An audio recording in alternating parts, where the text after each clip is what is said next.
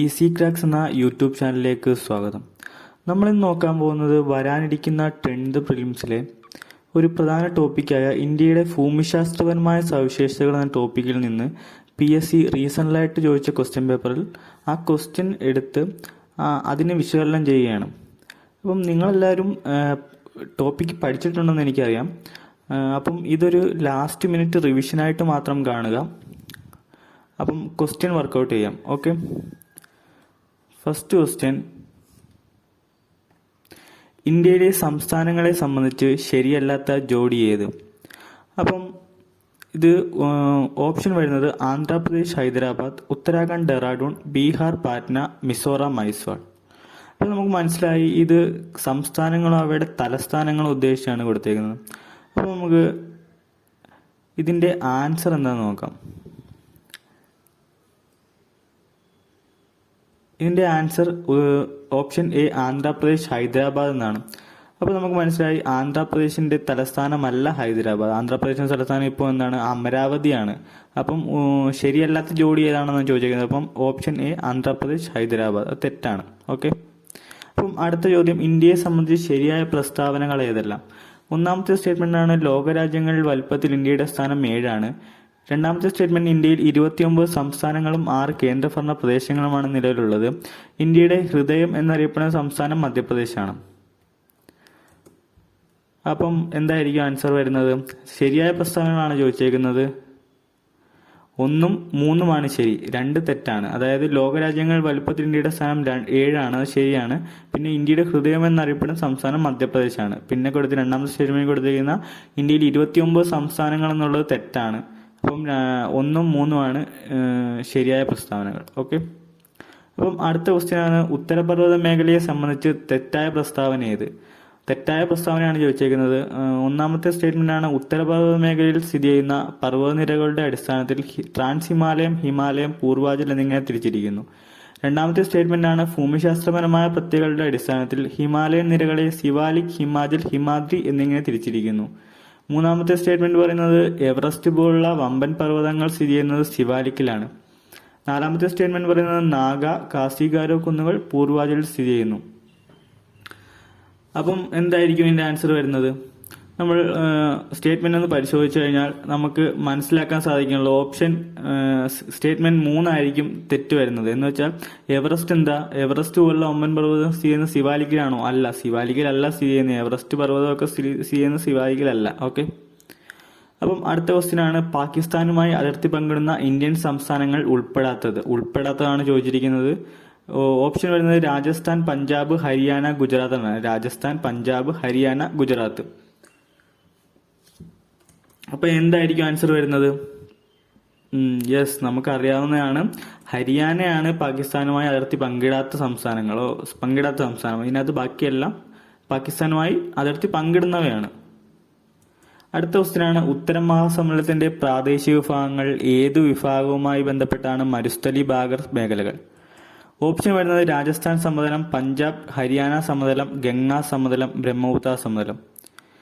ഇതിന്റെ ആൻസർ എന്ന് പറയുന്നത് രാജസ്ഥാൻ സമതലമാണ്. മരുസ്ഥലി ബാഗർ സമതലം എന്ന് വിശേഷിപ്പിക്കുന്നത് രാജസ്ഥാൻ സമതലത്തെയാണ്. ഓക്കെ, അപ്പം അടുത്ത ക്വസ്റ്റ്യനാണ്, ഇന്ത്യയുടെ പടിഞ്ഞാറ് തീരത്തുള്ള തുറമുഖങ്ങളെ മുകളിൽ നിന്ന് താഴേക്ക് അഥവാ വടക്ക് നിന്ന് തെക്കോട്ട് വരുന്ന രീതിയിൽ ശരിയായി ക്രമീകരിക്കുക. അപ്പം ഓപ്ഷനകത്ത് തന്നിട്ടുള്ളതാണ് മുംബൈ, മംഗലാപുരം, കണ്ല, മർമഗോവ. ഇതിനെ നമ്മൾ വടക്ക് നിന്ന് തെക്കോട്ട് തിരിക്കുമ്പോൾ എന്താണ് വരുന്നത്? ആദ്യം മുകളിൽ വരുന്ന ഏതായിരിക്കും? മുകളിൽ വരുന്നത് വേണ്ട, ഇത് നോക്കിക്കഴിഞ്ഞാൽ മനസ്സിലാവും. നമുക്ക് ഏറ്റവും മുകളിൽ വരുന്നത് കാൺലയാണ്, രണ്ടാമത് മുംബൈ ആണ്, പിന്നെ വരുന്നത് മർമഗോവയാണ്, പിന്നെയാണ് മംഗലാപുരം വരുന്നത്. അപ്പോൾ ഓപ്ഷൻ ഡി ആയിരിക്കും. കാൺല, മുംബൈ, മർമഗോവ, മംഗലാപുരം. ഇതായിരിക്കും ശരിയായിട്ട്. അതായത് വടക്ക് നിന്ന് തെക്കോട്ട് എഴുതുമ്പോൾ ഇത് പടിഞ്ഞാറൻ തീരത്തുള്ള പോർട്ടുകളാണ് അഥവാ തുറമുഖങ്ങളാണ് ഉദ്ദേശിച്ചിരിക്കുന്നത്. കിഴക്കൻ തീരത്തല്ല, ഇത് പടിഞ്ഞാറൻ തീരത്തുള്ളതാണ് ഈ 4 എണ്ണം. ഓക്കെ, അടുത്ത ക്വസ്റ്റ്യനാണ്, തന്നിരിക്കുന്ന ഇന്ത്യയുടെ തീരസമതലങ്ങളിൽ പടിഞ്ഞാറൻ തീരസമതലത്തിന്റെ ഭാഗമല്ലാത്ത ഏതാണ്? ഇപ്പം പറഞ്ഞോളൂ, ഇപ്പം നമ്മൾ ആ തീരസമതലങ്ങളെ നമ്മൾ പടിഞ്ഞാറും കിഴക്കും തിരിച്ചിരിക്കുന്നുണ്ട്. അപ്പം പടിഞ്ഞാറൻ തീരസമതലത്തിൽ വരുന്നത് ഭാഗമല്ലാത്ത ഏതൊക്കെയാണെന്ന് ചോദിച്ചേക്കുന്നത്. അപ്പം ഓപ്ഷൻ വരുന്നത് കൊങ്കൺ തീരസമതലം, കോറമാണ്ടൽ തീരസമതലം, ഗുജറാത്ത് തീരസമതലം, മലബാർ തീരസമതലം. ഇതിന്റെ ആൻസർ വരുന്നത് കോറമാൻഡൽ തീരസമതലം എന്നാണ്. ബാക്കി മൂന്നും പടിഞ്ഞാറൻ തീരസമതലം ഉൾപ്പെടുന്നവയാണ്. അപ്പം കേരളം ഉൾപ്പെടുന്ന തീരസമതലം ഏതാണെന്ന് ചോദിച്ചാൽ എന്തോ എഴുതും? അതാണ് മലബാർ തീരസമതലം. ഓക്കെ. അടുത്താണ് ധാതുക്കളുടെ കലവറ എന്ന് വിളിക്കുന്ന ഭൂപ്രകൃതി വിഭാഗം. ഓപ്ഷൻ വരുന്നത് ഉത്തര മഹാസമതലം, ഹിമാലയം, ഉപദ്വീപീയ പീഠഭൂമി, ദ്വീപുകളാണ്. ഇത് നമുക്ക് അറിയാവുന്ന ക്വസ്റ്റ്യനാണ്. ധാതുക്കളുടെ കലവറ എന്ന് വിളിക്കുന്നത് എന്തിനാണ്? ഉപദ്വീപീയ പീഠഭൂമിയാണ് ധാതുക്കളുടെ കലവറ എന്ന് വിളിക്കുന്നത്. അപ്പം അടുത്ത ക്വസ്റ്റ്യനാണ് ലാവ തണുത്തുറഞ്ഞുണ്ടായ പീഠഭൂമി. ഓപ്ഷൻ വരുന്നത് ഡെക്കാൻ പീഠഭൂമി, മാൾവ പീഠഭൂമി, ഛോട്ടാ നാഗ്പൂർ പീഠഭൂമി, ഉത്തര മഹാസമതലം. ആൻസർ നമുക്കറിയാം. ലാവ തണുത്തുറഞ്ഞുണ്ടായ പീഠഭൂമി ഏതാണ്? ഡെക്കാൻ പീഠഭൂമിയാണ്. ഡെക്കാൻ പീഠഭൂമിയാണ് ലാവ തണുത്തുറഞ്ഞുണ്ടായ പീഠഭൂമി. അപ്പം അടുത്ത ക്വസ്റ്റ്യനാണ് ഇന്ത്യയിൽ ഏറ്റവും ഉയരമുള്ള കൊടുമുടിയായ മൗണ്ട് കേറ്റു അഥവാ ഗോഡ്വിൻ ഓസ്റ്റിൻ സ്ഥിതി ചെയ്യുന്ന പർവ്വതനിര. ഇന്ത്യയിൽ ഏറ്റവും ഉയരമുള്ള കൊടുമുടിയായ മൗണ്ട് കേറ്റു അഥവാ ഗോഡ്വിൻ ഓസ്റ്റിൻ സ്ഥിതി ചെയ്യുന്ന പർവ്വതനിര. ഓപ്ഷൻ വരുന്നത് Ladakh, option B Karakoram, option C Zanskar, option D Himalayam. അപ്പം ഇതിൽ കാരക്കോറത്തിലാണ് മൗണ്ട് കേറ്റു അല്ലെങ്കിൽ ഗോഡ്വിൻ ഓസ്റ്റിൻ സ്ഥിതി ചെയ്യുന്നത്. ഓക്കെ. അടുത്ത ക്വസ്റ്റ്യൻ വരുന്നത് ഉപദ്വീപീയ നദികൾ ഏറ്റവും നീളം കൂടിയ നദി. നമുക്ക് അറിയാവുന്ന ക്വസ്റ്റ്യൻ ആണിത്. ഉപദ്വീപീയ നദികളിൽ ഏറ്റവും നീളം കൂടിയ നദി ഏതാണ്? ഗോദാവരിയാണ് ഏറ്റവും നീളം കൂടിയ നദി ഉപദ്വീപീയ നദികളിൽ. അപ്പോൾ അടുത്ത ക്വസ്റ്റ്യൻ വരുന്നത് ഇന്ത്യയുടെ കിഴക്കൻ തീരസമതലവുമായി ബന്ധപ്പെട്ട പ്രസ്താവനയിൽ ശരിയല്ലാത്തത് കണ്ടെത്തുക. സ്റ്റേറ്റ്മെന്റ് ഒന്ന് പറയുന്നത് ബംഗാൾ ഉൾക്കടലിനും പൂർവട്ടത്തിനും ഇടയിലാണ്. രണ്ടാമത്തെ പറയുന്നത് താരതമ്യേന വീതി കുറവാണ്. മൂന്നാമത്തെ സ്റ്റേറ്റ്മെന്റ് ആണ് കായലുകളും അഴിമുഖങ്ങളും കാണപ്പെടുന്നു. നാലാമത്തെ സ്റ്റേറ്റ്മെന്റ് ആണ് ഡെൽറ്റ രൂപീകരണം നടക്കുന്നു. അപ്പൊ നമ്മൾ ഏതാണ് പറയുന്നത്? ഇത് പ്രസ്താവനകൾ ശരിയല്ലാത്താണ് ചോദിച്ചേക്കുന്നത്. അപ്പം ബംഗാൾ ഉൾക്കടലിനും പൂർവട്ടത്തിനും ഇടയിലാണോ സ്ഥിതി ചെയ്യുന്നത്? അതെ, ബംഗാൾ ഉൾക്കടലിനും പൂർവട്ടത്തിനും ഇടയിലാണ് കിഴക്കൻ തീരസമതലം സ്ഥിതി ചെയ്യുന്നത്. അപ്പം രണ്ടാമത്തെ സ്റ്റേറ്റ്മെന്റ് ആണ് താരതമ്യേന വീതി കുറവ്. മൂന്നാമത്തെ സ്റ്റേറ്റ്മെന്റ് കായലുകളും അഴിമുഖങ്ങളും കാണപ്പെടുന്നു. കായലുകളും അഴിമുഖങ്ങളും കാണപ്പെടുന്ന എവിടെയാണ്? പടിഞ്ഞാറൻ തീരസമതലത്തിലാണ്. അതുപോലെ താരതമ്യേന വീതി കുറവല്ല, വീതി കൂടുതലാണ്. ഡെൽറ്റ രൂപീകരണം നടക്കുന്നുണ്ടോ? അത് നടക്കുന്നുണ്ട്. അപ്പം ഏതൊക്കെയാണ് തെറ്റ് വരുന്നത്? ഇതിനകത്ത് ഉൾപ്പെടാത്തത് ഏതൊക്കെയാണ്? 2ഉം 3ഉമാണ്. അപ്പം അടുത്ത ക്വസ്റ്റ്യൻ ആണ് ഹിമാലയൻ നദികളുമായി ബന്ധപ്പെട്ട പ്രസ്താവനകളിൽ ശരിയല്ലാത്തത് കണ്ടെത്തുക. സ്റ്റേറ്റ്മെന്റ് ഒന്ന് പറയുന്നത് അതിവിസ്തൃതമായ വൃഷ്ടിപ്രദേശമാണ്. അപ്പോൾ ശരിയാണത്. രണ്ടാമത് അപരദന തീവ്രത കൂടുതലാണ്, അതും ശരിയാണ്. മൂന്നാമത്തെ സ്റ്റേറ്റ്മെന്റ് ആണ് അപരദന തീവ്രത കുറവാണ്. നാലാമത്തെ താരതമ്യേന വിസ്തൃതി കുറഞ്ഞ വൃഷ്ടിപ്രദേശമാണ്. അപ്പോൾ ഏതൊക്കെയാണ് തെറ്റുള്ളത്? 3ഉം 4ഉമാണ്. അപരദന തീവ്രത കൂടുതലുമാണ്, അതിവിസ്തൃതമായ വൃഷ്ടിപ്രദേശമാണ്. അപ്പം തെറ്റ് വരുന്നത് 3ഉം 4ഉമാണ്. അടുത്ത ക്വസ്റ്റ്യൻ ആണ് താഴെ പറയുന്നവയിൽ ട്രാൻസ് ഹിമാലയത്തിൽ ഉൾപ്പെടുന്ന പർവ്വതനിരകൾ കണ്ടെത്തുക. 1 കാരക്കോറം, 2 ഹിമാചൽ, 3 സസ്കർ, 4 സിവാലിക്. ഇതിൽ ഏതൊക്കെയായിരിക്കും വരുന്നത്? നമുക്കറിയാവുന്നതാണ്. ട്രാൻസ് ഹിമാലയത്തിൽ ഉൾപ്പെടുന്നത് കാരക്കോറവും സസ്കറുമാണ്. അതായത് 1ഉം 3ഉമാണ്. അടുത്ത ക്വസ്റ്റ്യൻ ഏത് നദിയുടെ പോഷകനദിയാണ് കബനി? ഏത് നദിയുടെ പോഷകനദിയാണ് കബനി? നമ്മുടെ കേരളത്തിൽ നിന്ന് കിഴക്കോട്ട് ഒഴുകുന്ന നദിയാണ് കബനി. അപ്പോൾ ഏത് നദിയുടെ പോഷക നദിയാണ്? അറിയാവുന്ന ക്വസ്റ്റ്യൻ ആണ്. കൃഷ്ണ, മഹാനദി, കാവേരി, ഗോദാവരി. അതിലേതാണ്? കാവേരിയാണ്. കാവേരി നദിയുടെ പോഷക നദിയാണ് കബനി. അപ്പം അടുത്ത ക്വസ്റ്റ്യൻ ആണ് ഇന്ത്യയുടെ പടിഞ്ഞാറൻ തീരസമതലവുമായി ബന്ധപ്പെട്ട പ്രസ്താവനകളിൽ ശരിയല്ലാത്തത് കണ്ടെത്തുക. അപ്പം ഒന്നാമത്തെ സ്റ്റേറ്റ്മെന്റ് എന്താണ്? റാൻ ഓഫ് കച്ച് മുതൽ കന്യാകുമാരി വരെയാണ്. രണ്ടാമത് ഡെൽറ്റ രൂപീകരണം നടക്കുന്നു. 3 കായലുകളും അഴിമുഖങ്ങളും കാണപ്പെടുന്നു. 4 താരതമ്യേന വീതി കൂടുതൽ. പടിഞ്ഞാറൻ തീരസമതലമായി ചോദിച്ചേക്കുന്ന പ്രസ്താവന ശരിയല്ലാത്തതാണ് വേണ്ടത്.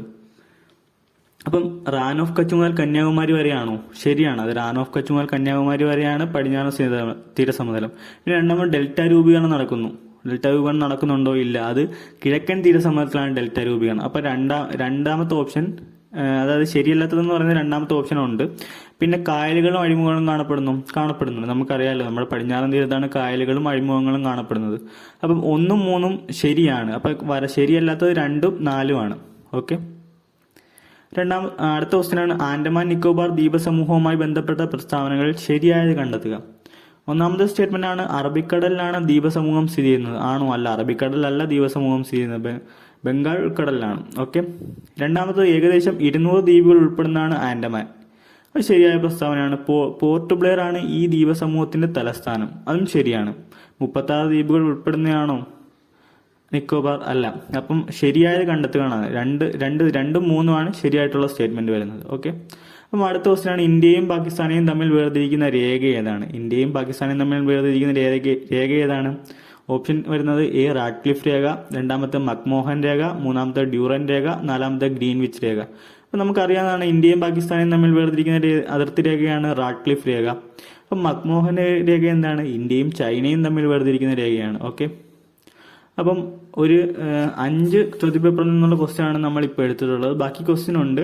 അപ്പം നിങ്ങൾ പോകുന്നതിന് മുമ്പ് ഒന്നുകൂടെ അതായത് എക്സാമിന് പോകുന്നതിന് മുമ്പ് ഒന്നുകൂടെ ഒന്ന് ക്വിക്ക് റിവിഷൻ ചെയ്തിട്ട് വേണം പോകാൻ. ഈ ടോപ്പിക്കിൽ നിന്ന് ഒരു 10 മാർക്കോളം ക്വസ്റ്റ്യൻ വരാൻ ചാൻസ് ഉള്ളു, അല്ലെങ്കിൽ ഒരു 8 മാർക്കോളം ക്വസ്റ്റ്യൻ നമ്മുടെ പഴയ പ്രീവിയസ് ഇയർ ക്വസ്റ്റ്യനിൽ നിന്നായിരിക്കും ചോദിക്കാൻ സാധ്യതയുള്ളത്. ഓക്കെ, അപ്പം വീഡിയോ ഇഷ്ടമായിട്ടുണ്ടെങ്കിൽ സപ്പോർട്ട് ചെയ്യുക, ലൈക്ക് ചെയ്യുക, കമൻറ്റ് ചെയ്യുക.